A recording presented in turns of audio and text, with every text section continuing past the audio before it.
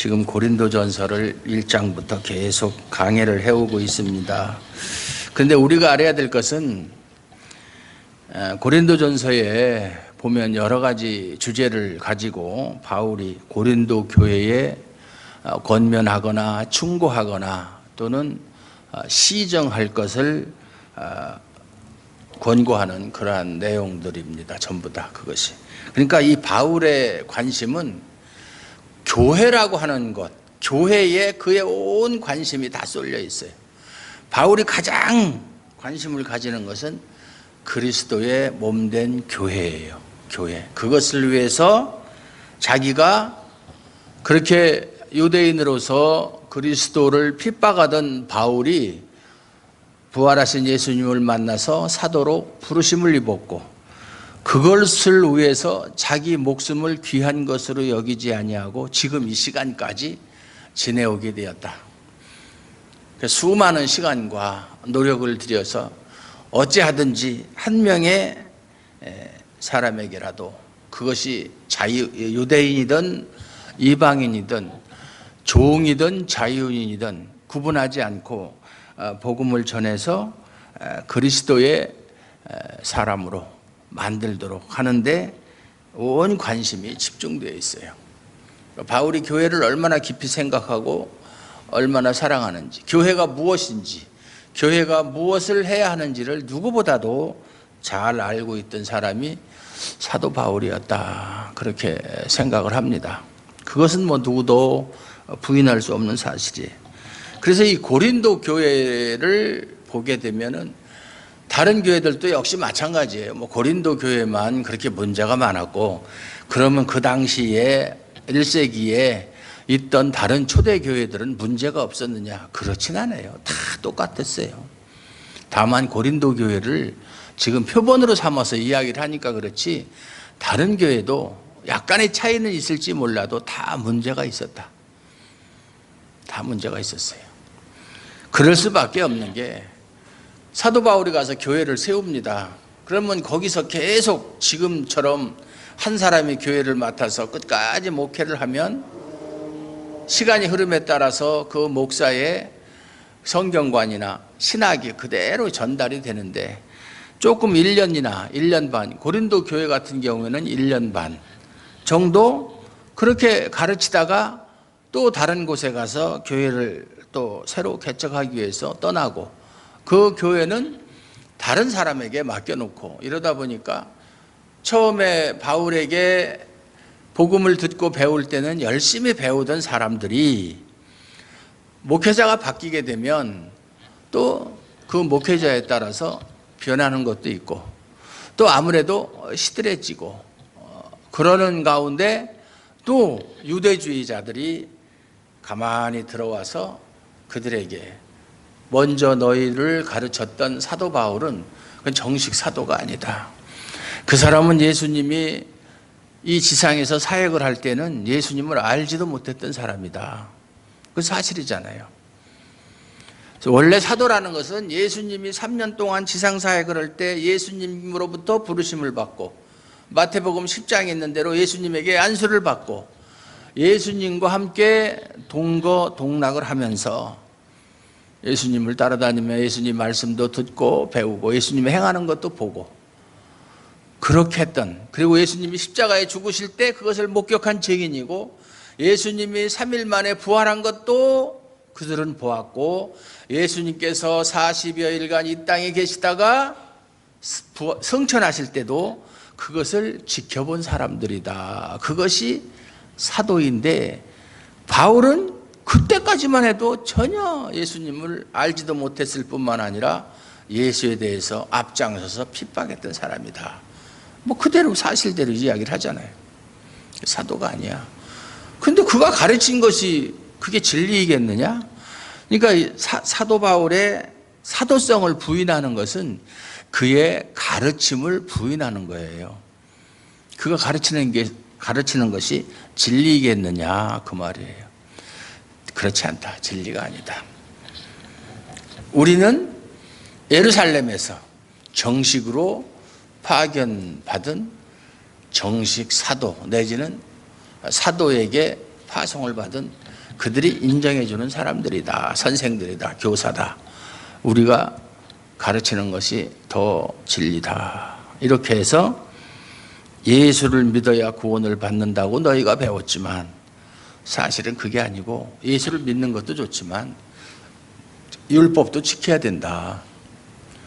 그래서 할례도 받아야 되고 또 기본적으로 우리가 지켜야 될 율법을 지킬 때 구원을 받는 것이지 그런 거 다 젖혀놓고 오직 예수를 믿음으로만 구원을 받는다는 가르침은 잘못된 것이다. 이렇게 가르친 사람들을 유대주의자라고 그래요. 유대주의자. 이들이 돌아다니면서 사도 바울이 세운 교회마다 다 돌아다니면서 교회를 아주 그냥 회방하고 그것을 망쳐놓은 사람들이 유대주의자들이에요. 그것을 사도 바울은 잘 알고 있어요. 자기가 교회를 세워놓고 오면 해방꾼들이 들어가서 교회를 다 해쳐놓고, 그래서 처음에 자기가 가르쳤던 그 말씀 위에 서 있어야 될, 그 말씀 위에서 굳건히 예수님을 향해서 달려가야 될 그 교회가 다른 길로 방향을 바꿨다. 그러니까 방향이 잘못된 방향. 갈라디아 교회도 마찬가지잖아요. 갈라디아 교회도 사도 바울이 개척한 교회인도 오죽하면 어리석은 갈라디아 사람들아, 너희가 성령으로 시작하였다가 육체로 마치겠느냐. 말이 안 되는 얘기죠. 내가 너희에게 가르친 것은 내 얘기, 내 사상 그거 가르친 거 아니다. 내가 그리스도의 계시를 받아서 그리스도의 생명의 복음을 너희에게 전했는데 그것은 다 성령으로 말미암은 것인데 이제 와서 그것을 버리고 육체로 돌아가겠느냐. 그 말은 무슨 말이에요? 구원에서 떨어지겠느냐, 구원을 포기하겠느냐. 아주 무서운 말이죠. 예? 그러면서 갈라디아에서 뭐라고 얘기합니까? 설령 나라도, 그 교회를 세우고 너에게 가르쳤던 나라도, 또는 그 누구라도, 아니 하늘에서 온 천사라도 내가 너희에게 가르쳤던 그 복음 외에 다른 복음을 전한다면 그는 저주를 받을지어다 그랬어요. 다른 복음은 없다. 다른 복음이라는 건 없다. 복음이냐 복음이 아니냐지 다른 복음이라는 말은 없는 말이다. 그렇게 강력하게 저주를 받으라. 이 저주를 받는다는 말이 얼마나 무서운 말인지 몰라요. 아나데마라고 그랬죠. 아나데마. 하나님의 은혜에서 완전히 끊어지는 상태, 저주받은 상태. 하나님의 은혜하고는 전혀 상관없이 살아가는 정말로 절망적이고 불쌍한 존재, 상태, 이런 걸 저주받은 상태라고 해요. 그게 사도 바울은 항상 자기가 세웠던 교회, 아니면 자기가 세우지 않은 로마 교회 같은 교회, 뭐 누가 세웠던, 특별히 뭐 자기가 세웠으면 더 관심과 애착이 가겠죠. 그러나 교회라고 하는 것은 결국은 하나예요. 교회는 그리스도의 몸이다. 지체가 많다. 사람을 봐라. 이건 비유를 들어서 이야기하는 거예요. 사람에 보면 얼마나 지체가 많으냐. 오장육부, 오장육부. 몸속에 있는 지체, 뭐 기관들, 그게 128가지나 된대요. 그 다음에 뼈의 수가 200여 가지가 되고, 그 다음에 근육이 600개 이상의 근육을 가지고 있고, 뇌세포가 80억 개 이상이라는 거예요. 그렇게 수많은 지체들로 이루어졌어야 겨우 한 사람이다 이 말이에요. 한 사람, 한 지체. 그와 마찬가지로 교회가 얼마나 많아요, 이 세상에. 지금은 뭐 이 당시에는 뭐 얼마 안 됐었지만 지금은 얼마나 많습니까? 뭐 우리나라만 해도, 아니 뭐 세종에만 해도 처음에 저희가 이 교회에 올 때, 설립할 때는 얼마 안 됐었는데 지금은 세종에도 뭐 100개가 훨씬 넘는 교회가 생겼고, 제가 먼저 있던 천안에는 제가 처음에 천안 갔을 때가 98년도인데 그때만 해도 교회가 그렇게 많지 않았는데 지금은 한 800개 정도의 교회가 있다 이 말이죠. 조그만 그 도시에도. 그럼 우리나라 전체는 얼마나 많겠어요? 우리 교회가 속해 있는 우리 교단, 대한예수교 장로회 합동교단, 합동교단의 교회가 뭐 한 7천 개 정도 된다고 그러는 것 같은데 정확하게는 모르겠지만 그러면 다른 통합측이나 뭐 다른 뭐 감리교도 있고 성결교회도 있고 순복음교회도 있고 다 합치면 얼마나 많겠어요? 몇만 개 되죠. 그러면 우리나라만 그런데 또 중국에는 얼마나 많고 미국에는 얼마나 많고 아무리 그렇게 많아봤자 결국은 교회는 하나예요. 하나. 그러면 지금 이렇게 흩어져 있는 교회를 뭐라고 그러냐. 그래서 그것을 지교회라고 그런다. 지교회. 원래는 하나인데 우리 몸은 하나이지만 지체가 여럿인 것처럼 교회가 아무리 많아도 그것은 지교회, 지체되는 교회에 지나지 않는다. 이 교회는 하나예요. 이 세상의 교회는 하나밖에 없어요. 예수님이 교회의 머리가 되시는 예수님이 한 분이시기 때문에 교회도 하나밖에는 없다. 그걸 우리가 분명히 알아야 돼요. 그래서 지금 12장에서부터 14장까지는 은사에 대해서 지금 이야기를 하고 있는 은사. 은사 문제가 그렇게 중요한 것도 있지만 앞에는 뭐 성찬의 문제, 또 결혼의 문제, 우상 제물에 대한 문제, 분당에 대한 문제 이런 문제를 계속한 것은 교회가 그러한 문제들 어떤 문제든지 한 가지 잘못된 문제가 발생을 하게 되면 그것 때문에 교회는 서로 파당이 생기고 분열을 하게 되고 그렇게 되면 그리스도의 몸이 나뉘는 결과가 되는데 하나의 그리스도의 몸이 나뉠 수가 있느냐? 그것은 불가능한 얘기다. 그런 일이 있어서는 안 된다. 그것을 강조하기 위해서 하나하나 지금 다루는 것이지 뭐 우상의 재물 문제가 더 심각하고 더 중요하고 또는 결혼 문제가 더 중요하고 또는 은사 문제가 더 중요하고 그런 것이 아니다 이 말이에요. 그 당시 고린도 교회에 있었던 여러 가지 문제들을 하나하나 이렇게 짚어가면서 그것을 시정하고 권고해 주는 목적은 고린도 교회 전체가 여러 가지 문제가 다 건전한 방향으로 다시 회복이 되어서 주님께서 바라시는 그런 온전한 교회로 바로 설 수 있도록 하기 위해서 지금 이야기를 하는 것이지 어느 한 문제 한 문제에 우리가 너무 집착해서 생각을 하면 안 된다 그 말이에요. 교회 안에도 각 기관들이 있잖아요. 뭐 우리 교회는 아직 뭐 사람이 많지 않으니까 뭐 그런 뭐 다른 교회들 보면 남전도회, 여전도회, 또 주일학교, 뭐 중고등부 청년회 뭐 다 있는데 다 기관들 하나하나가 다 중요하다. 또 교회를 이루고 있는 지체들, 뭐 목사, 장로, 권사, 집사, 성도들 다 귀하다. 누가 더 귀하냐? 다 똑같아요. 누가 더 귀한 거 없어요. 다 한 사람 한 사람이 교회를 이루고 있는 지체이기 때문에 다 중요하다, 귀하다. 한 사람이라도 소홀하게 취급하거나 그렇게 소외당해서는 안 된다. 그것이 교회의 근본적인 개념이다, 정신이다. 그렇게 가르치고 있는 거예요. 그런 맥락을 가지고 오늘의 은사 문제도 우리가 살펴봐야 된다. 우리가 성경을 볼 때 항상 통전적 사고방식. 그러니까 성경을 나눠서 생각하지 말고 성경은 한 권이다. 66권으로 나누어져 있지만 성경을 기록하게 하신 분은 성령 하나님이시고 그렇기 때문에 한 가지 사상을 가지고 한 사람이 쓴 것처럼 그렇게 기록된 것이 성경이기 때문에 구약이든 신약이든 한 권의 성경으로 보고 한꺼번에 보는 통전적 사고를 가지고 성경을 봐야지 부분에 치우쳐서 성경을 보거나 그 부분으로만 연구를 하거나 하는 것은 뭐 학자들이야 자기의 전문 분야가 있으니까 그렇게 해야 또 성경 연구에 또 기여하는 바가 있으니까 그렇게 해야 되겠지만 일반 성도들은 통전적으로 성경을 이해해야 되고 그것을 바라봐야 된다. 그래서 오늘 은사 문제도 그래요. 앞에 11절까지는 은사가 여러 가지가 있다. 은사에 대해서 하나하나 다 이야기를 합니다. 그런데 지금 사도 바울이 말하는 것은 은사가 여기에 기록되어 있는 은사만 있다는 것이 아니라 은사의 목록을 나열하는 것이 아니고 은사가 그렇게 다양하다.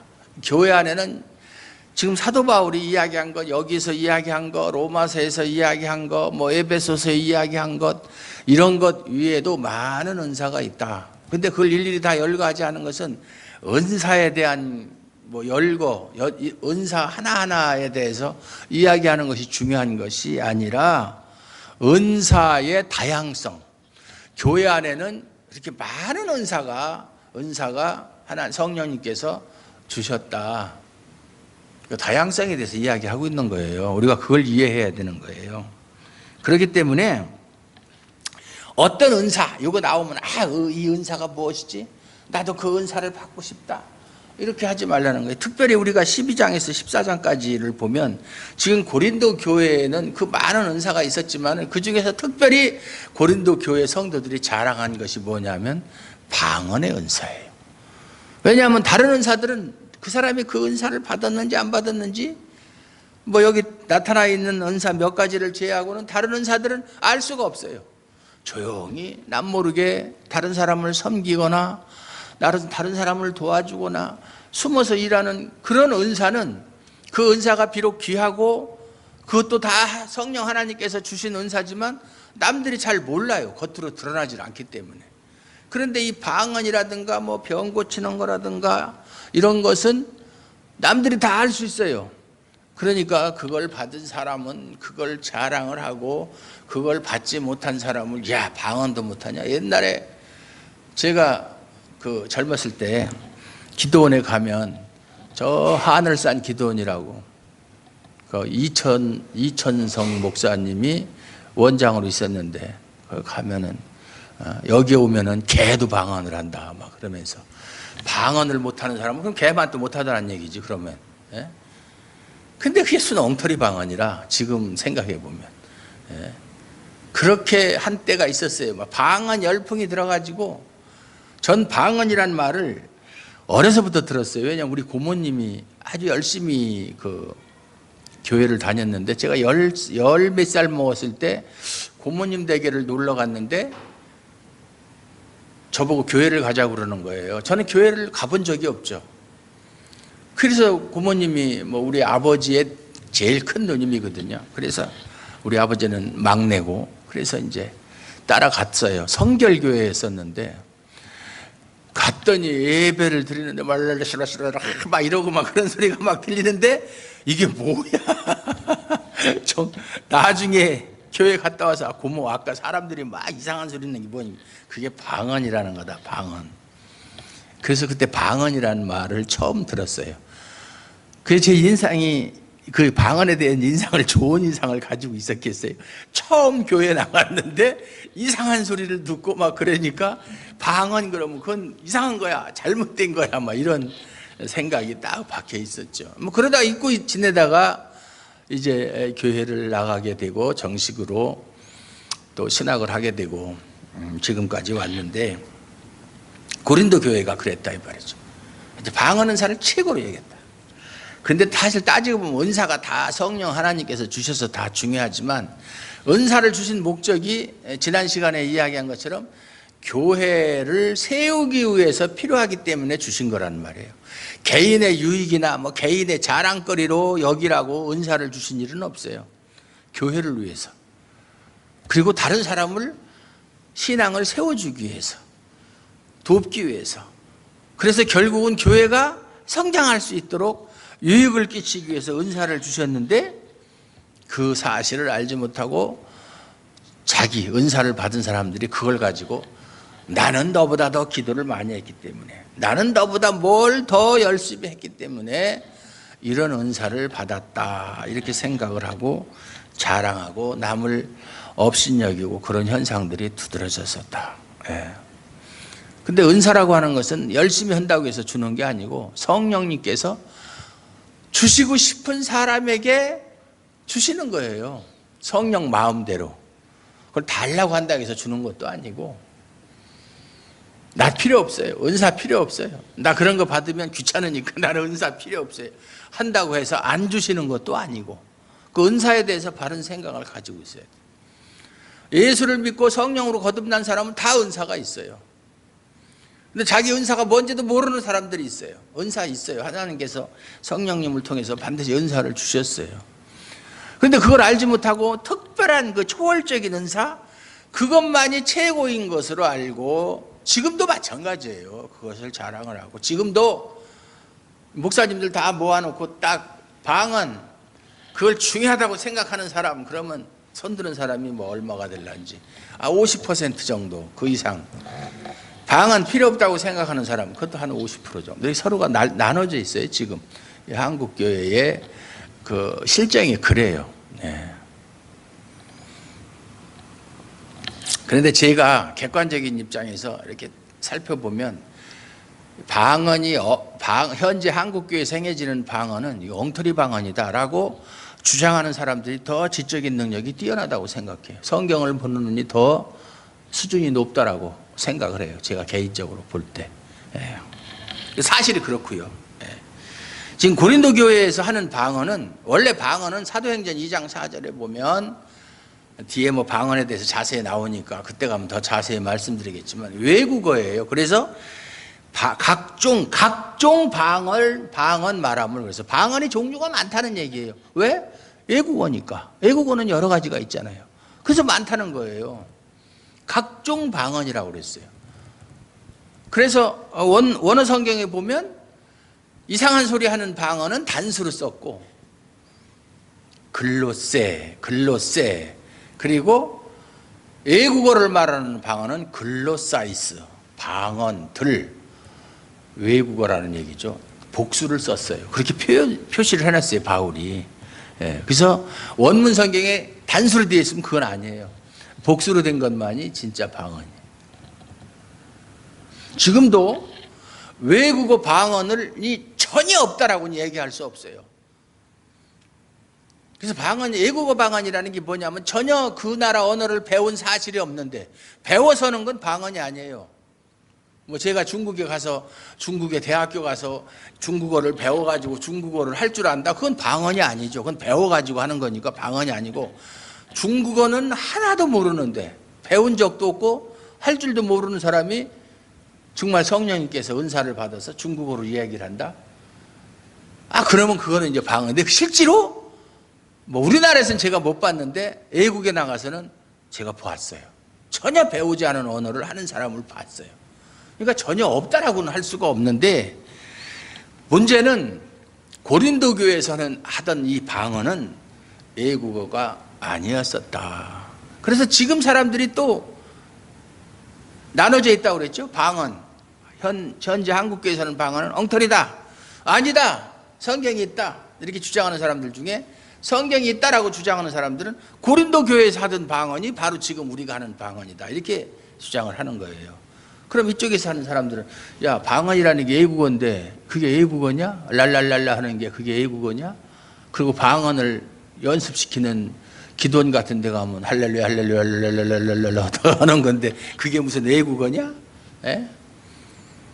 저도 기도원에 옛날에 20대 때 많이 가봤거든요. 그럼 할렐루야 할렐루야 할렐루야 할렐루야 막 하라고 그러다가 그러면 이제 그 강사가 내려와서 할랄랄라 하면 막 할 때 와서 마이크 대고 턱을 이렇게 치면 랄랄랄랄라 하면 방언 터졌다 그러고 완전히 그건 말도 안 되는 얘기죠.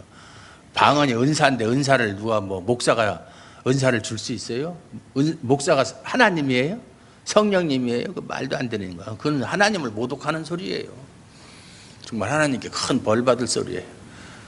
방언은 성령님이 주시는 거예요. 고린도 교회 성도들이 하던 그 방언이야말로 엉터리 방언이다. 왜냐하면 이 방언이라는 게 우리 기독교에서만 하는 게 아니에요. 제가 얘기했잖아요. 항상 제가 안동에서 목회할 때 집이 인천이기 때문에 이렇게 오다 보면 담양을 거쳐서 와야 되는데 담양에 가면 구인사라는 절이 있거든요. 주일날만 거기 모여서 그 사람들이 이제 모임을 가져요. 근데 말이죠. 관광버스가 수백 대씩 몰려들어요. 구인사에. 왜 그렇게 몰려드냐면 그 절에서 가장 특별한 게 뭐냐면 치유의 능력이 있다. 어떤 병에 걸렸든지 거기만 가면 다 거기 있는 스님이 고쳐준다.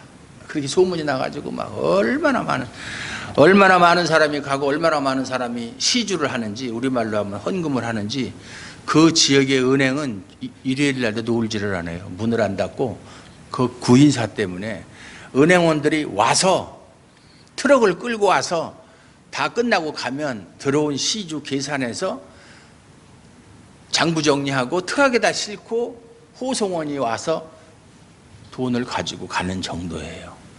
옛날에 순복음교회도 그랬어요.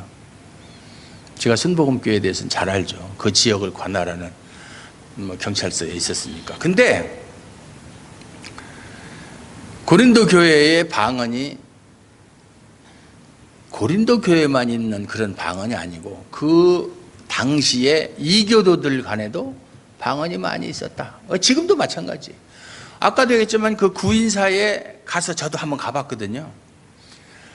참 방언 유창하게 합니다. 그 소위 말해 스님들이 럴럴럴랄랄라는 방언이 아니에요. 진짜 들으면 이건 신비스러워요. 신비스러울 정도로 아주 체계적으로 마치 언어처럼 방언을 하려면 그렇게 해야 돼요. 가짜 방언을 하더라도 정말 누가 들으면 정말 능력이 있는 것처럼 느낄 정도로 신비스럽고 어떤 언어적인 체계가 무슨 말인지는 못 알아듣겠지만 언어적인 체계와 질서가 있어요. 그냥 무차별하게 그냥 아다다다다다다 한다든지 뭐 그런 게 아니고 그런 게 있어요. 불교에도 있고 무슬림에도 방언을 하고 천주교에도 방언이 있고 다른 종교들에도 방언을 많이 한다. 심지어 무당들도 방언을 한다. 다 하는 건 아니지만 그럼 그게 성령의 은사예요. 성령님께서 교회에 주다가 남는 게 있어가지고 불교에도 주고 무슬림도 주고 이렇게 나눠주는 거예요. 그건 아니잖아요. 네? 그런 그 고린도 교회에서 행하던 방언은 이교도들이 행하는 방언을 흉내내가지고 마치 그것이 성령님께서 주신 것처럼 그렇게 생각을 하고 자랑을 하고 남들을 멸시하고 그러니까 교회가 그냥 막 뒤죽박죽 되는 거예요. 그 사람들 때문에. 그래서 막 예배 드리는 중에 그냥 막 방언을 막 하고 그러니까 남들이 그냥 그 교회 분위기도 예배 분위기도 다 깨버리고 질서도 다 무너뜨리고 이런 문제들 때문에 지금 사도 바울이 그걸 바로잡기 위해서 이야기를 하는 거예요. 은사를 끌고 나온 거예요. 은사 문제를. 그래서 은사가 그렇게 많은데 방언이 최고의 은사냐? 그걸 책망하는 거예요 지금. 여기도 뒤에 보면은 뭐예요? 너희는 더욱 큰 은사를 사모하라. 큰 은사. 타 카리스마타 타 메이조나 그런 뜻이거든요. 원어 성경으로. 큰 은사를 사모하라. 탁월한 은사를 사모하라. 질투하라. 사모하라는 말이 질투하라. 그런 뜻이에요. 질투하라. 하나님은 우리를 질투하시는 하나님이라고 그랬죠. 질투라는 말이 사모한다는 뜻이에요. 우리를 사모하는 하나님이라는 얘기예요. 질투하라. 그 얘기는 뭐냐면 너희들은 서로가 더 큰 은사를 받기 위해서 막 다른 사람을 은사 받은 사람을 시기하고 질투하고 막 그러는데 은사라는 건 그런 게 아니다. 지금 비꼬아서 얘기하는 거예요. 사도 바울이. 하도 가관이다. 너희들 하는 거 보니까.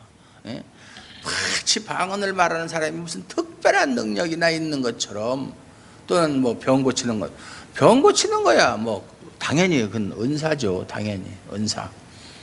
그런데 이제 제가 얘기했지만 사도시대 때 사도들이 행하던 그 병을 고치는 것은 은사가 아니라 표적이라고 그랬어요. 그것과 은사로서의 병 고치는 것하고는 다르다라고 말씀을 드렸어요.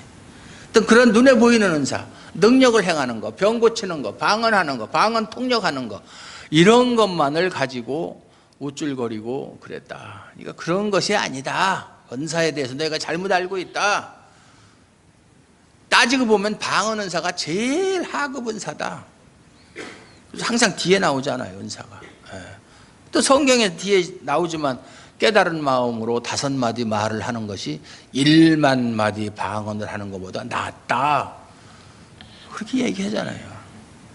그리고 실제로 지금 바울이 말하고자 하는 것은 그럼 가장 큰 은사가 무엇이냐? 그것은 예언이라고 얘기하고 그 얘기하고 싶어서 그러는 거예요. 예언이라는 게 뭐 앞일을 얘기해서 당신은 앞으로 무슨 사업하면 성공하겠어. 뭐 그런 점쟁이가 얘기하듯이 그런 걸 말하는 게 아니에요. 하나님 말씀을 가지고 그거에 근거해서 그걸 계시 은사라고 그래요. 계시적인 은사. 그것을 사람들에게 미리 경고함으로 하나님 말씀에서 벗어나지 않도록 하는 것을 예언, 지금으로 말하면 설교하는 거예요. 그것이 가장 큰 은사다. 칼빈도 말하기를 설교가 없으면 구원도 없다. 복음을 전하지 않으면 듣질 못하고, 듣지 않으면 깨달음이 없고, 깨달음이 없으면 믿을 수가 없고, 믿음이 없으면 당연히 구원을 못 받는 거잖아요. 그걸 얘기하는 거예요. 방언이라는 것은 우리 교회에 외국인이 왔다, 해티처럼 미국 사람이 왔다. 그럼 누군가가 영어의 은사를 받은 사람이 잘잘잘잘잘 좀 해티한테 얘기하면 그 사람이 설령 예수를 안 믿는 사람인데 그 사람에게 그리스도의 복음을 영어로 이야기를 하면 그 사람이 듣고 뭐 믿든지 안 믿든지 그것은 뭐 하나님께서 하실 일이고 믿게 하실지 안 믿게 하실지는 복음을 전하는 거니까. 그러니까 방언은 누구를 위해서? 믿지 않는 사람을 위해서 하는 것이다. 그러면 누군가가 그 사람이 한국말 못 알아들으니까 그 사람이 사용하는 언어로 누군가가 얘기해야 될 거 아니에요. 그럴 때 어떤 사람이 영어를 배우지, 뭐 영어야 뭐 안 배운 사람 없지만 배워서도 못하지만 아프리카에서 어떤 사람이 왔다. 그런데 그 나라가 있는지 그 종족이 있는지도 모르는데 그냥 막 그 나라 그 종족의 언어로 그냥 막 그렇게 이야기를 했다. 그런 걸 방언의 은사라고 그러는 거예요. 그러면 그 사람이 복음을 듣잖아요. 사도행전에 뭐랬어요? 저들이 우리나라 언어로 하나님의 큰 일을 말하는도다. 하나님의 큰 일. 그게 뭐예요? 복음이잖아요. 예수 그리스도를 통해서 믿는 자들을 구원하시기를 기뻐하시는 하나님의 큰 일을 말하는 것을 우리가 듣는도다. 그게 방언의 효력이에요. 안 믿는 사람들을 위해서. 믿는 사람들을 위해서는 뭐예요? 예언이 필요하다. 예언.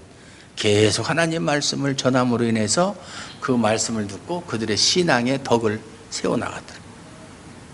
그걸 지금 이제 사도 바울이 이야기를 하려고 지금 은사에 대해서 집중적으로 이야기를 하는 거예요. 몸이 여러 지체가 있지만 결국은 한 몸을 이루고 있는 거와 마찬가지로 은사가 많고 다양하게 은사가 있어도 교회라고 하는 것은 다양성 속에서의 통일성을 말하는 것이다. 교회는 교회 안에는 뭐 남자 여자 뭐 젊은 사람 나이 들은 사람 잘 사는 사람 못 사는 사람 많이 배운 사람 덜 배운 사람 뭐 여러 종류의 사람들이 있지만 그렇게 다양하지만 결국은 교회는 한 몸을 이루고 있는 다 지체들이다.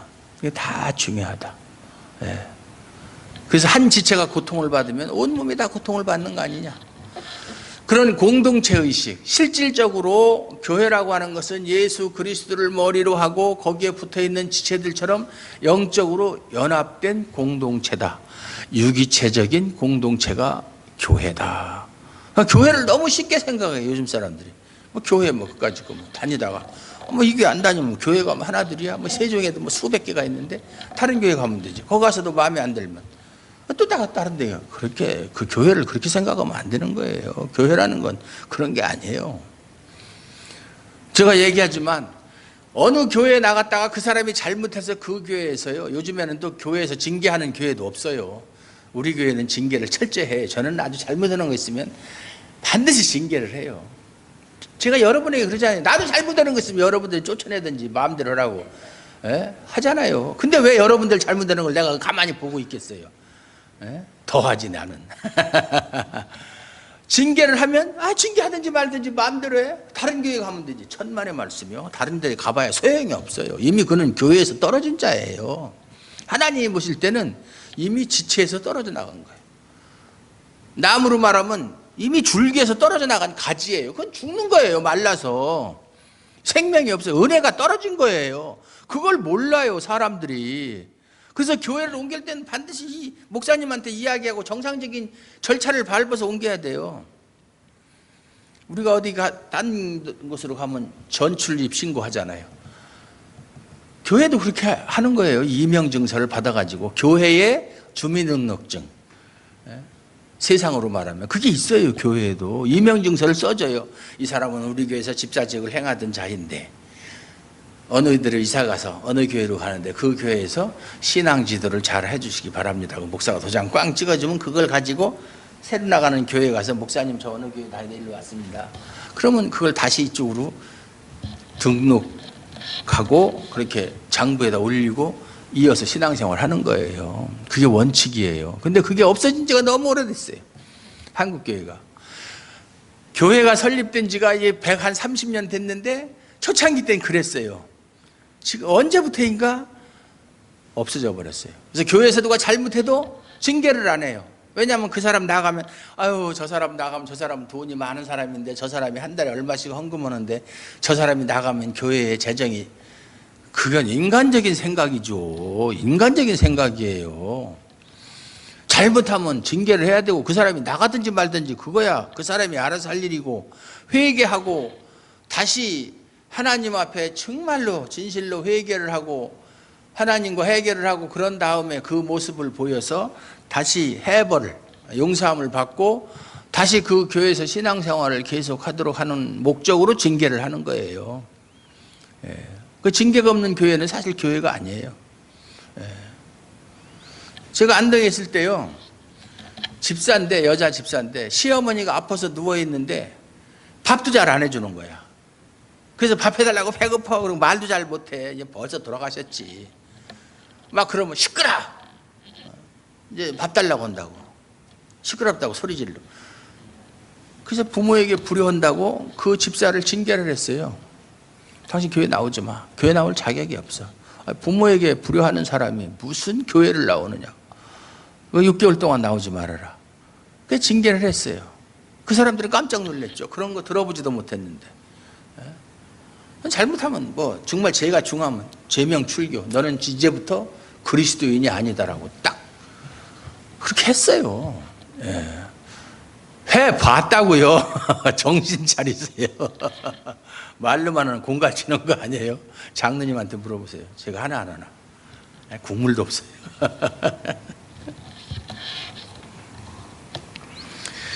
그 지체가 우리가 이게 손가락, 손도 2개고 손가락 10개지만 다 각각의 손가락들이 하는 기능은 다 달라요. 발가락도 마찬가지고. 어느 것이 더 중요하냐? 중요하긴 뭐예요? 다 똑같지. 물론 뭐 손가락 하나 없는 것보다 눈 하나 없다? 그건 비교가 안 되는 것이죠. 눈이 더 중요하죠. 성경에도 눈이 밝으면 온몸이 밝을 것이요 하는 것처럼 눈이 가장 중요하다고 할 수가 있죠. 그렇죠?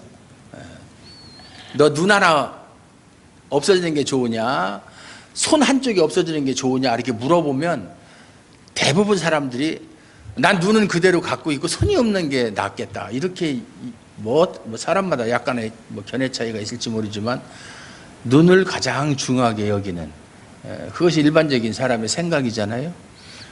교회도 어느 직분이 더 교회를 유익하는 데 영향력을 더 끼치느냐, 그건 있어요. 그런 거. 그렇지만 필요 없는 은사라든지 아주 그건 있으나 마나한 은사라든지 남에게 멸시를 받아도 좋은 은사 이런 건 없어요. 다 은사는 아까도 얘기했지만 성령 하나님께서 주셨기 때문에 다 은사 자체로는 귀중한 것이다. 귀중한 거예요. 그리고 한 사람에게 뭐 은사를 그냥 싹 몰아주는 그런 법도 없고, 또 이 교회 전체에게 한 가지 은사를 다 나눠주는 그런 법도 없다. 그게 다 선지자, 다 사도겠느냐, 다 선지자겠느냐, 다 병 고치는 자이겠느냐. 그렇다면 그건 안 되는 거죠. 그건 벌써 균형이 안 맞는 거잖아요. 여러 가지 지체가 모여서 하나의 몸을 이루는 것이지, 온몸이, 눈이 중하다 해서 온몸이 다 눈이고 눈이 한 10개쯤 되고 손가락은 하나밖에 없고 이러면 그건 기형하죠. 그건 정상적인 사람이 아니죠. 하나님이 우리를 만드실 때는 하나님의 계획에 의해서 우리를 가장 조화로운 존재로 만드신 거예요. 이 생물학자들이나 의학자들이나 이런 사람들이 이 인체를 연구하다 보면 너무 신비스럽다는 거예요. 이것이 무슨 뭐 저절로 되었다거나 진화론자들이 말하는 것처럼 하등 동물에서 진화해서 되었다? 그렇게는 생각할 수 없는 너무나 신비스럽고 하나도 필요 없는 게 없고, 정말 하나하나를 보면은 이건 사람의 생각으로는 도저히 이렇게 만들 수도 없거니와 저절로 되었다라고는 더더군다나 생각할 수 없는 그러한 신비스러운 것이 사람이다 라고 그렇게 이야기해요, 다들. 물론 저도 그 말에는 절대적으로 동감을 해요. 하나님이 만드셨는데 오죽하겠어요. 얼마나 잘 만들었겠어요. 예? 구석구석. 예? 눈썹 밑에도 그냥 눈 밑에도 그 눈썹을 심어놓고 말이죠. 뭐 들어오지 말라고. 그래서 눈을 보호하기 위해서 위에 속눈썹도 다 심어놓고. 예? 그걸로 좋게 붙이지 마세요. 안 붙여도 돼요. 거기다가 붙여봤자 거추장스럽기만 하지. 예? 하나님이 만들어주신 대로 살아요. 귀 속까지도 다 이렇게 여과기를 필터를 다 만들어가지고 이물질을 못 들어가도록. 예? 코 속에도 마찬가지고. 그렇다고 너무 길게 이렇게 나오지는 않도록. 예? 참 신묘박측하다. 예. 이 어찌 하나님이 만들었다고 아니할 수가 있겠는가. 예? 참으로 정말 신비스러울 뿐이죠.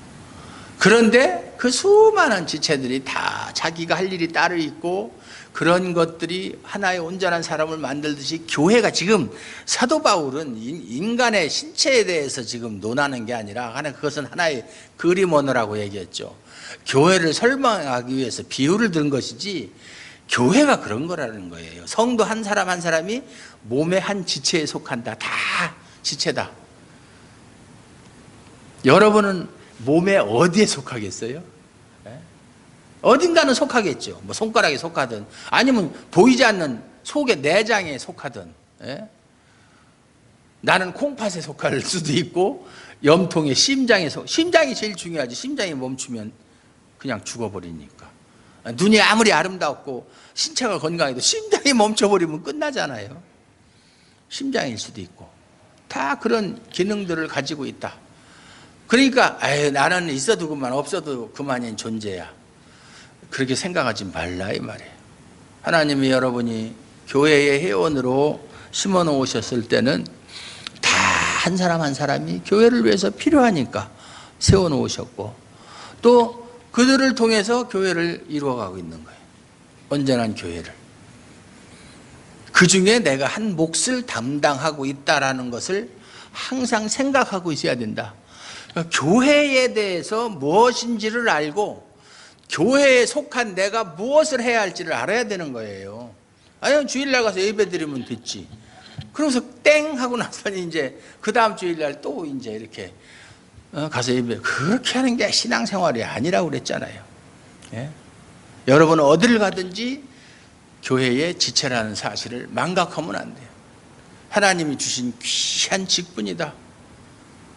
집사, 그 집사라는 게 아무나 되는 거 아니에요. 집사.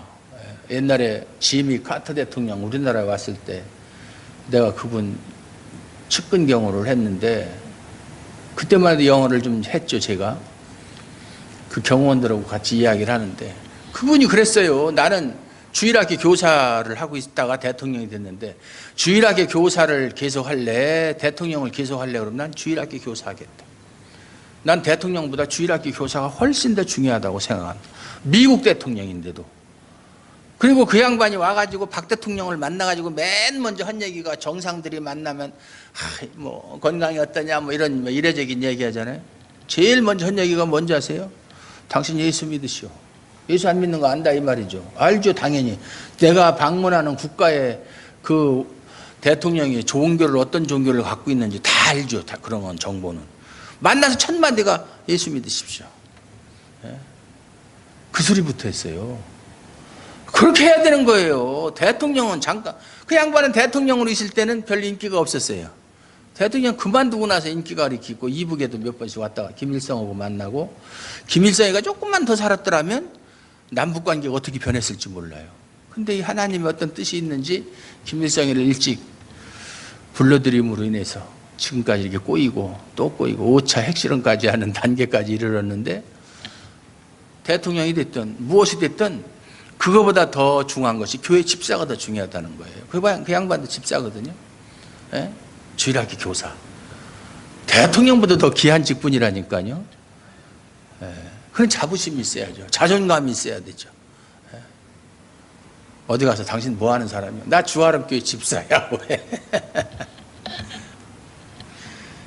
우리 한 사람 한 사람 이렇게 귀한 존재라는 것을 다시 한번 깨닫고 내가 교회를 위해서 내가 움직이지 않으면 한 지체가 자기 기능을 발휘하지 못하고 멈춰 있을 때 온 몸이 다 고통을 당하는 것처럼 교회의 지체인 내가 멈춰 있을 때 교회가 고통을 당하고 교회가 제 구실을 할 수 없다라는 것을 깨닫고 더욱더 하나님의 일에 열심 있는 하나님의 백성, 교회의 지체들로서 사명을 감당하시기를 주님의 이름으로 축원합니다. 하나님 아버지 감사합니다.